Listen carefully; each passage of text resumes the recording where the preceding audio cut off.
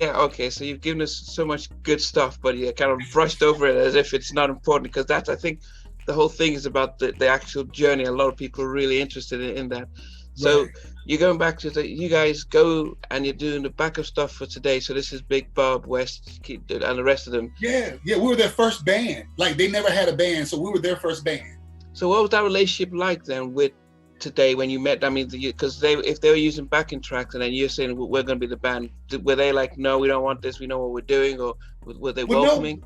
yeah, they at first when we were up there, they never heard us. So Gene was like, "Hey, I got this band." So we were up there a couple of weeks. We practiced. So Teddy walked in, Big Bub, and I think Wes walked in, and we were practicing the songs. Him or Me, Girl, I Got My Own You. And when Bub heard it, he was like, "My guys, I can't do that New York accent. My guys, and my ladies." Because she was there with us, and man, they open arms, man. Big Bub and all them, they open arms, man. They loved us, man. We had a great time with them. We learned a whole lot from them as well. Being from the South and they up north, and at that time, New Jack Swing, bro. That's when Teddy was like way on top. Everything he put out was hit. So we was in that whole realm, man. And we moved up there. We stayed in the hotel for about a year and a half.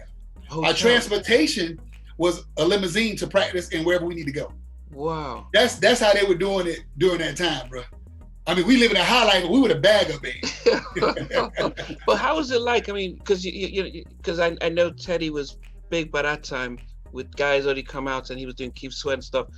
Right. What was it like seeing him, especially as musicians, because I've spoken to Timmy Gatlin and a lot of people who've spoken about how creative he is. But when you saw him, I mean, did you realize, wow, this guy can just come up with tracks, or what was it like? Man, I learned a lot from him. I mean, he was ahead of his time because he was working with computers back then. Like, how we got Logic and all this Personas and all this stuff now, the DAWs. He was working on that stuff back then, which I wasn't really interested in it, but he worked with the MPC. So we would sit in the studio, we would actually sit back and he would invite us, if y'all want to come and chill, man, just come and we would see him work. He would just sit up there and formulating the songs, coming up with the chords. And it was just amazing just to see him to create, and him creating that genre of New Jack Swing. My hats always go off to him. I mean, I know him. We see each other. Hey, what's up? What's up, Spec? Blah, blah, blah, and that.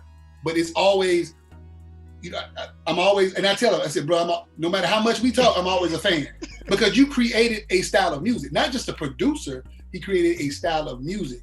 And that's one thing, like myself and the guys, that's one thing that every producer will want to do, is create their own music that people love and take home to. So at this time then, were you guys just focused on being the band, like, okay, we're just going to back up band, or did the idea of we could be a group as well start to emerge, and where did the name start coming from, Basic Black? Well, Basic Black, the name came when we were in Columbus, Georgia. Everything formulated from Columbus. Okay. We created the name in Columbus and all that. We actually worked on a few songs in Columbus even before we were the backup band. But when we started doing the backup thing, it was more of, man, we're from a small town and now we're in New York, we're traveling. So we had to soak all that in first. Yeah. As a matter of fact, the first week when I was in New York, I'm being from Columbus, small town, I'm walking up there with my jewelry on. I'm like, yo, we're in New York. I'm walking around. The first week, I get robbed. Wow. Yeah, the first week I'm walking, it's dudes coming at me, knowing that and even Bud would say, bro, you can't walk around with jewelry. You can't walk around looking at the big skyscrapers because they know you from out of town.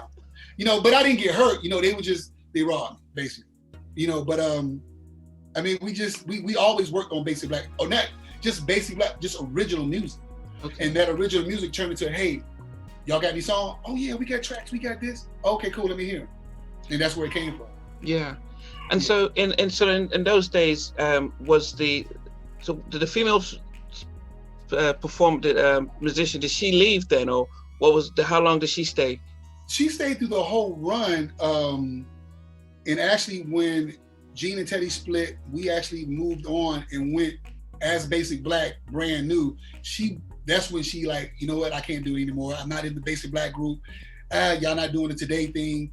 Have gone with Gene, have gone with Teddy. So she just stopped and she moved on and she went back to college. And she's a doctor now.